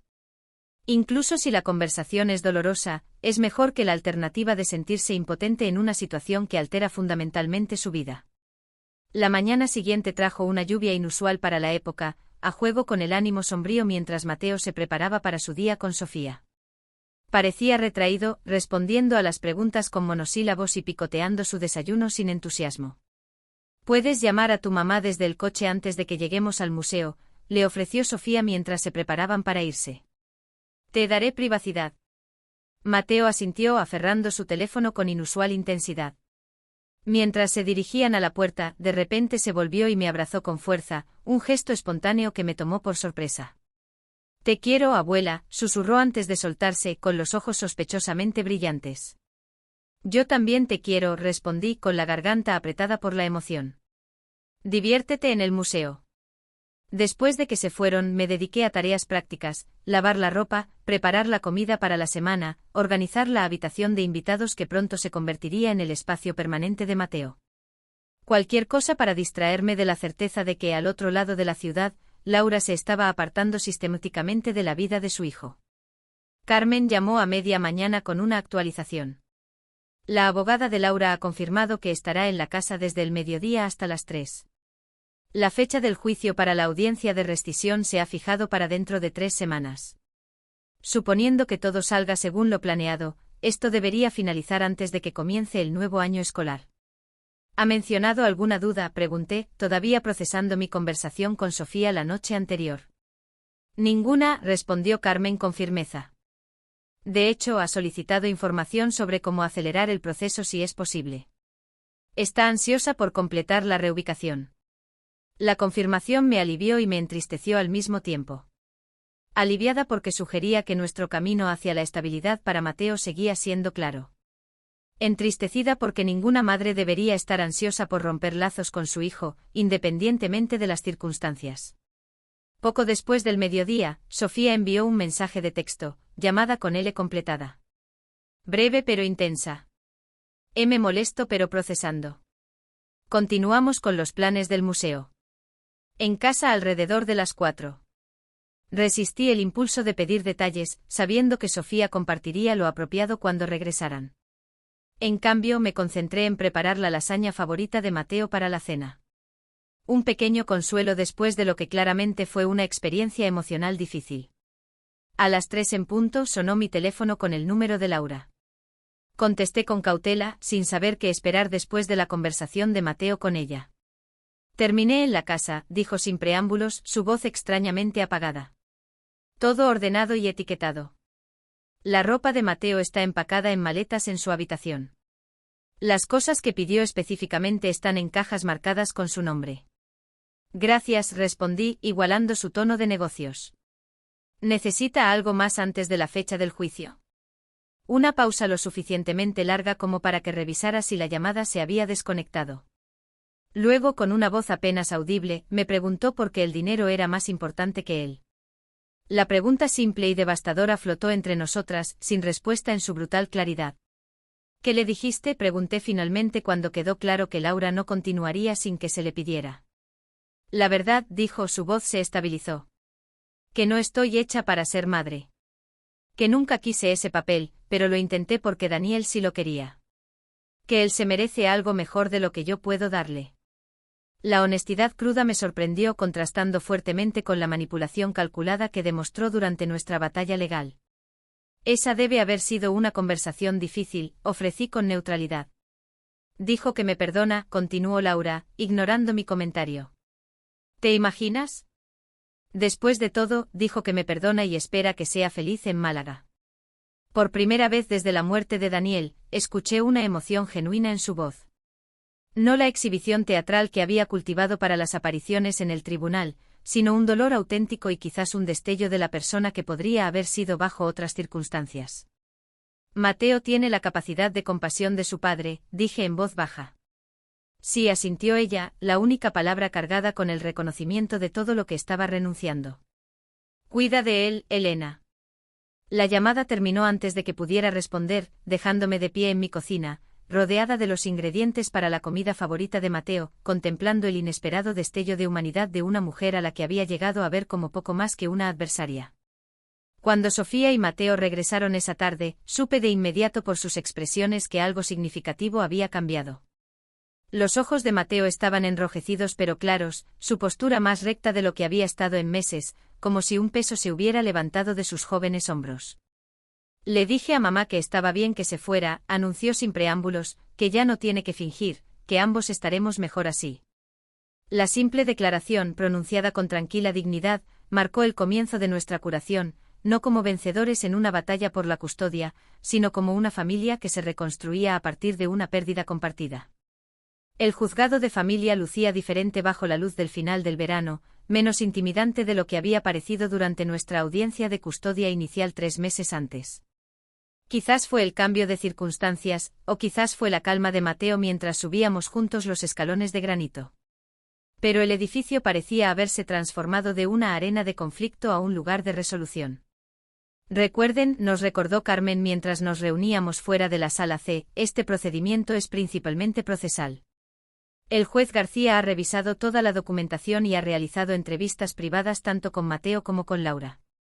A menos que identifique preocupaciones significativas, hoy debería ser sencillo.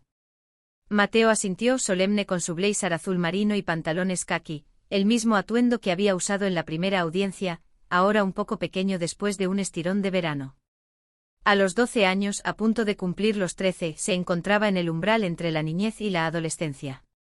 Obligado a navegar complejidades adultas mientras aún coleccionaba cartas Pokémon y construía elaboradas estructuras de Lego, Sofía le ajustó la corbata ligeramente torcida.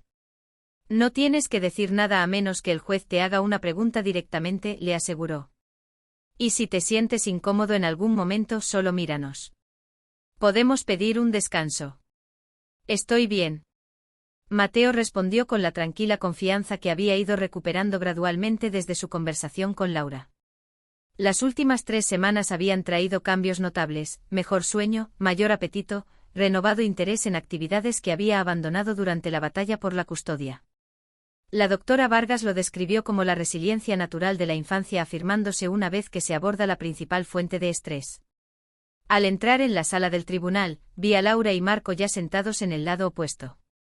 Ella llevaba un sobrio vestido gris que transmitía la seriedad apropiada para la ocasión, mientras que la expresión de Marco delataba una impaciencia apenas disimulada. Un hombre ansioso por completar una transacción y seguir adelante. El juez García entró puntualmente a las 9 con un aire profesional pero no frío. Después de las declaraciones preliminares de ambos abogados que esbozaban el acuerdo de rescisión voluntaria, se dirigió directamente a Laura. Señora Ruiz, he revisado su petición de rescisión voluntaria de los derechos parentales junto con la documentación de apoyo y nuestra discusión privada. Antes de proceder, debo confirmar para que conste en acta. ¿Entiende usted plenamente que la rescisión de los derechos parentales es permanente e irreversible? Laura se puso de pie con las manos entrelazadas delante de ella. Sí, señoría. Y entiende que una vez rescindidos, no tendrá ningún derecho legal a visitas, comunicación o aportación con respecto a ningún aspecto de la vida de su hijo. Lo entiendo, confirmó con voz firme. El juez García la estudió con atención. En la mayoría de los casos de rescisión voluntaria, el tribunal exige circunstancias extraordinarias o una adopción por parte de un padrastro. Ninguna de estas se aplica aquí. ¿Por qué debería aprobar esta petición? Carmen nos había preparado para esta pregunta. La cuestión central que cualquier juez de familia tendría que abordar. Señoría, comenzó Laura, siguiendo la narrativa que habíamos construido cuidadosamente durante las negociaciones. Mi traslado a Málaga representa una oportunidad significativa para el avance profesional y el crecimiento personal. Intentar mantener una relación de coparentalidad a larga distancia crearía inestabilidad para Mateo, particularmente dada nuestra desafiante historia. Él tiene un hogar estable y amoroso con su abuela y su tía, continuidad en su instituto y comunidad, y apoyo terapéutico continuo para procesar la muerte de su padre. Hizo una pausa y luego añadió algo que no se había ensayado. Lo más importante es que Mateo merece padres que puedan comprometerse plenamente con su bienestar. Elena y Sofía Fuentes han demostrado ese compromiso consistentemente. Yo no. La simple admisión, honesta de una manera que no había esperado, pareció registrarse en el juez García, cuya expresión se suavizó ligeramente. Señor Ruiz, el juez se dirigió al abogado de Laura, el tribunal toma nota de un acuerdo financiero asociado a esta rescisión. Lo caracterizaría como pago por los derechos parentales. Javier Ruiz respondió con suavidad. En absoluto, señoría. El acuerdo aborda cuestiones prácticas relacionadas con la reubicación de la señora Ruiz y reconoce la importante responsabilidad financiera que asumen las fuentes. Está estructurado para facilitar una transición limpia para todas las partes.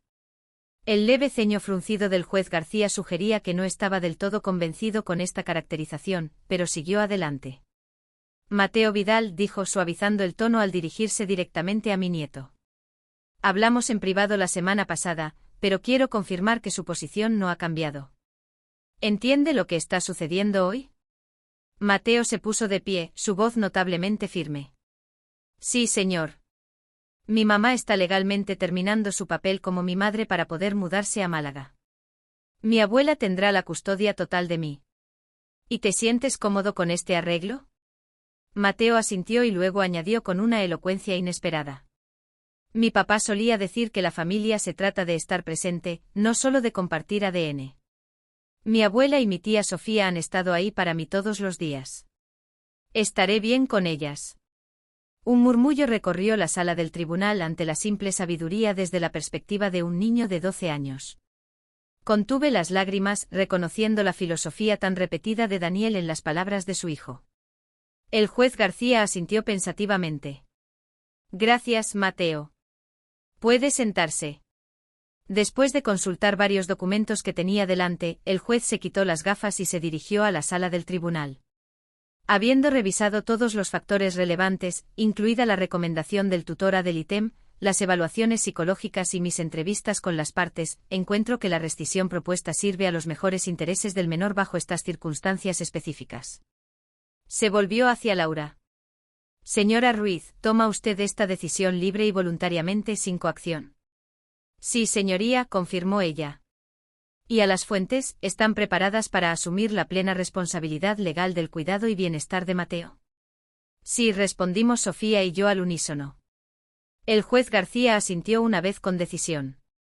Entonces, por la autoridad que me confiere el Estado, por la presente doy por terminados los derechos parentales de Laura Ruiz con respecto al menor Mateo Daniel Vidal, transfiriendo la tutela legal completa a Elena Fuentes, con Sofía Fuentes designada como tutora sucesora.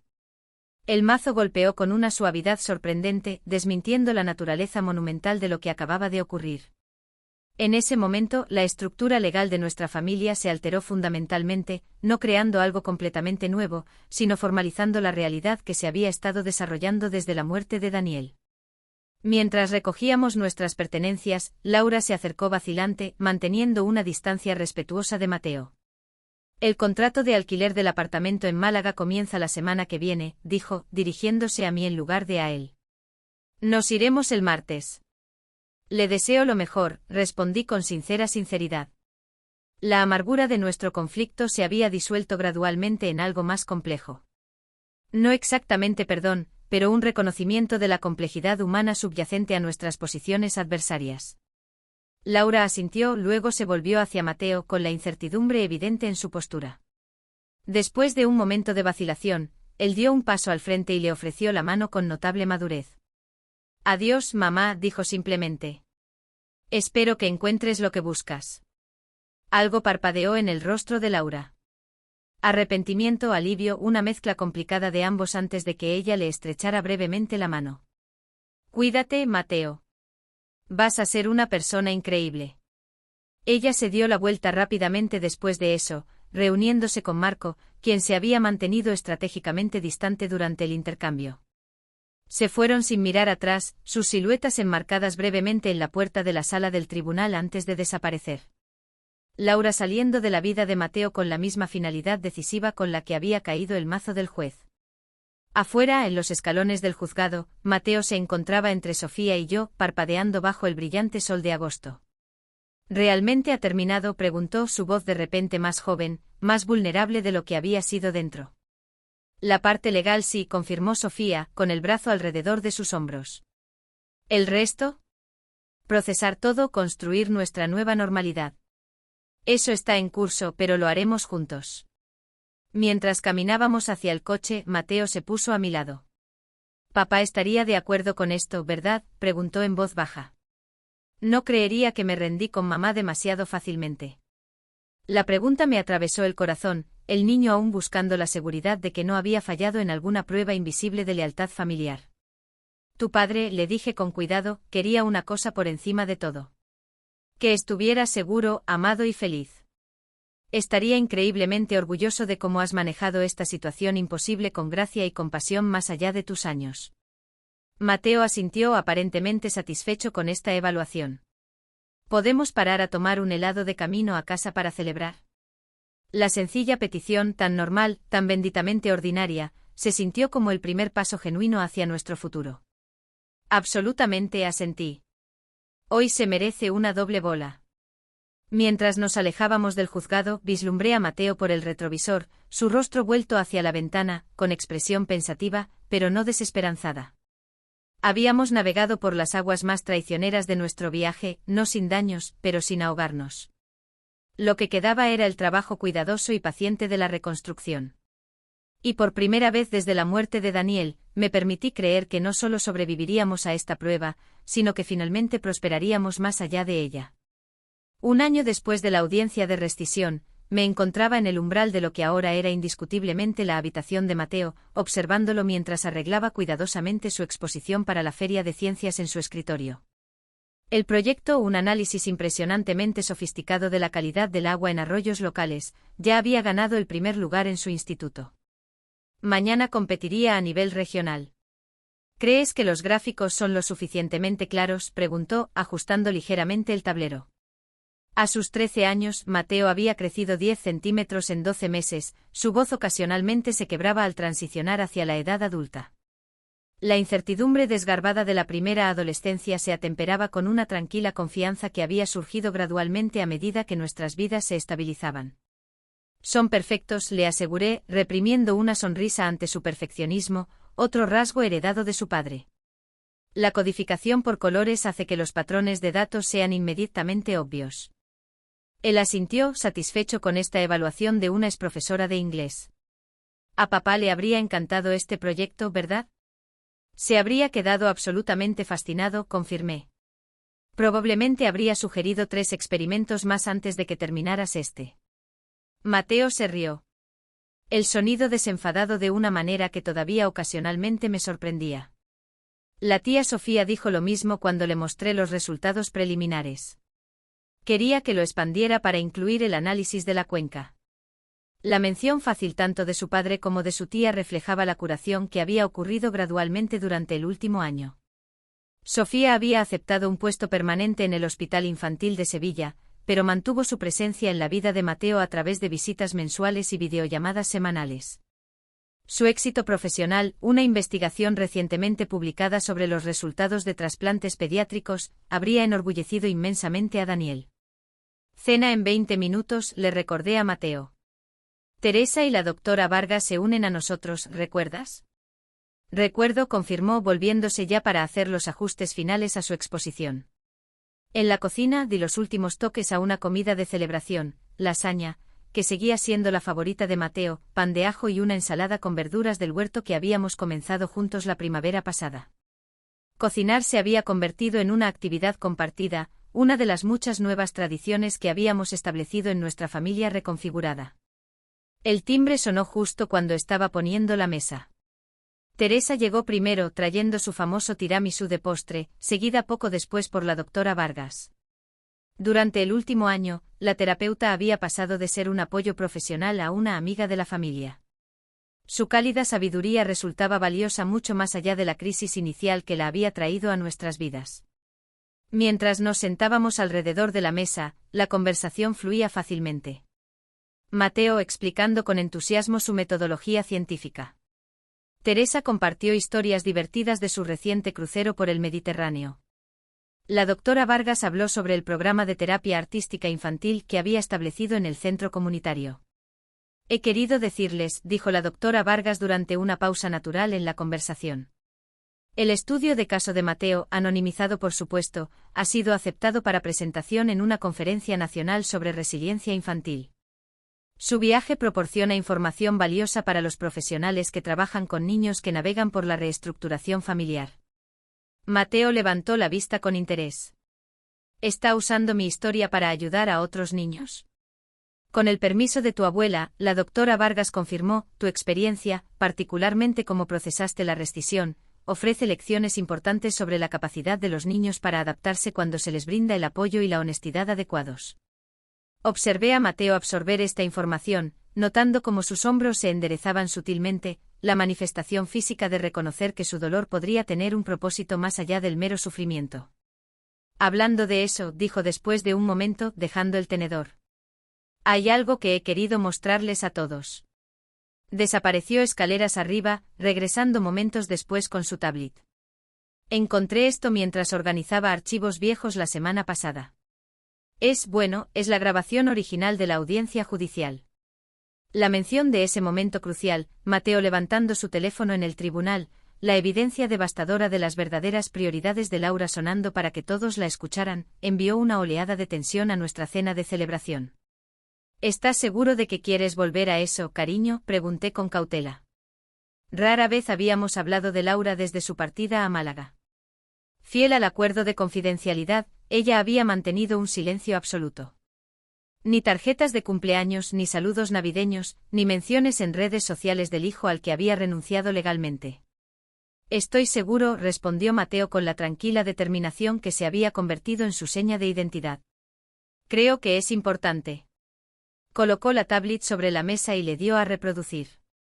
La grabación comenzó con la voz de Laura, aguda, impaciente, despectiva del deseo de Mateo de visitarme. Pero entonces sucedió algo inesperado.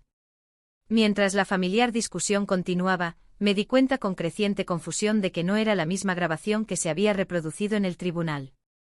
Esta versión continuó más allá de la discusión sobre visitarme, capturando una conversación que nunca antes había escuchado. Mamá, preguntó la voz de Mateo, ¿de verdad quieres que viva contigo? Siguió una larga pausa, luego el suspiro de Laura. Es complicado, Mateo. Esa no es una respuesta. Otra pausa. Para ser honesta, nunca estuve destinada a ser madre. Tu padre quería hijos. Lo acompañé porque lo amaba. Pero este papel no me resulta natural como a tu abuela. Entonces, ¿por qué luchas por la custodia? La voz de Mateo era más pequeña ahora, vulnerable. Porque eso es lo que se supone que hacen las madres, respondió Laura. Un dejo de amargura en su tono. Porque admitir que no quiero esa responsabilidad me convierte en un monstruo a los ojos de todos, no a los míos, dijo Mateo en voz baja. Prefiero saber la verdad que vivir con alguien que me resiente. La grabación terminó allí, dejando un silencio atónito alrededor de nuestra mesa. Miré a Mateo, luchando por procesar lo que acababa de escuchar. Esa no es la grabación del tribunal, logré decir finalmente. No, confirmó él, mirándome fijamente. Esa vino después, cuando me di cuenta de lo que realmente estaba pasando con mamá y Marco y el fondo fiduciario. Esta fue la primera, de unas 2 semanas antes. La doctora Vargas se inclinó ligeramente. Grabaste esta conversación y luego decidiste no usarla. Mateo asintió. Al principio pensé que si mamá admitía que en realidad no quería ser madre, eso lo resolvería todo. Pero luego la escuché a ella y a Marco hablando sobre el fondo fiduciario y me di cuenta, hizo una pausa, recogiendo sus pensamientos. Me di cuenta de que mostrarle a un juez que ella no me quería la dañaría demasiado. La haría parecer una mala persona. La conversación sobre el dinero era mejor porque se trataba de que ellos eran codiciosos, no de que ella fracasara como madre. La profunda compasión de esta decisión, la de un niño de 12 años que protegía la dignidad de la misma mujer que no lo había protegido a él, me dejó sin palabras. Incluso en medio de su propio dolor, Mateo había considerado cómo minimizar el daño a la reputación de Laura. Fue una elección increíblemente empática, observó suavemente la doctora Vargas. ¿Puedo preguntar por qué lo compartes ahora? Mateo consideró la pregunta con atención, porque ya no estoy enfadado. Durante mucho tiempo pensé que mamá me había abandonado porque quería el dinero más que a mí. Eso me dolió mucho. Pero ahora entiendo que me abandonó porque sabía que la abuela y la tía Sofía podían darme lo que ella no podía. El dinero solo hacía más fácil admitir la verdad. La perspicacia profunda en su compasión y madurez me hizo llorar. En ese momento vislumbré al hombre en que se estaba convirtiendo Mateo, reflexivo, perceptivo, capaz de comprender la complejidad humana más allá de sus años. Tu padre estaría muy orgulloso de la persona en la que te estás convirtiendo, dije en voz baja. Mateo sonrió, una expresión genuina que le llegaba a los ojos. Lo sé. Por eso quería compartir esto esta noche. Siento que finalmente estoy bien con todo lo que pasó. Como si pudiera dejar de preguntarme si las cosas podrían haber sido diferentes. Teresa, quien había permanecido respetuosamente en silencio durante esta revelación, se acercó para apretar la mano de Mateo. Así es como se ve la curación, joven.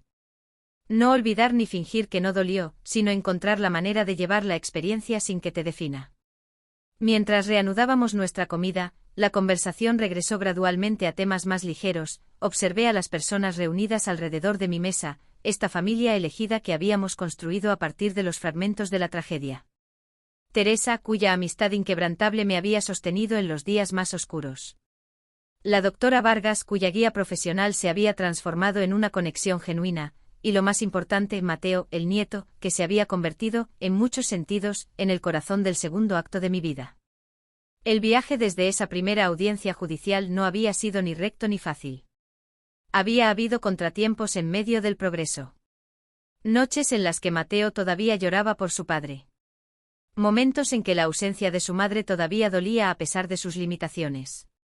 Días en los que me pregunté si tenía suficiente fuerza y sabiduría para guiarlo a través de la adolescencia. Pero al verlo ahora animado mientras le explicaba un aspecto técnico de su proyecto a Teresa. La confianza reemplazaba gradualmente la incertidumbre que lo había ensombrecido después de la muerte de Daniel. Sentí una profunda gratitud por el camino que habíamos recorrido juntos. La grabación que lo había cambiado todo en ese tribunal había sido poderosa en su evidencia condenatoria. Pero esta segunda grabación, la que Mateo había retenido compasivamente, reveló algo mucho más significativo. No solo el fracaso de una madre, sino la extraordinaria capacidad de comprensión en su hijo. Más tarde esa noche, después de que nuestros invitados se marcharan y Mateo se acostara, me senté en el columpio del porche que Juan había construido décadas antes, contemplando el viaje que nos había traído a este momento de tranquila resolución.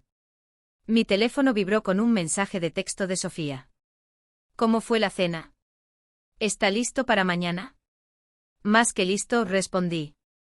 Y compartió algo extraordinario sobre la grabación original.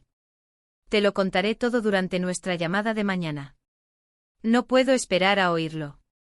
Dale un abrazo de mi parte por la mañana. Las quiero a los dos. Guardé el teléfono contemplando las estrellas visibles sobre los árboles que Juan y yo habíamos plantado cuando compramos esta propiedad. Mucho había cambiado, pero algo esencial permanecía constante. El amor que había construido este hogar seguía sosteniéndolo, fluyendo a través de generaciones en diferentes formas, pero nunca disminuyendo. En la tranquila oscuridad, susurré una verdad que había surgido gradualmente del caos de los últimos 18 meses. Vamos a estar bien. Y por primera vez, lo creí por completo.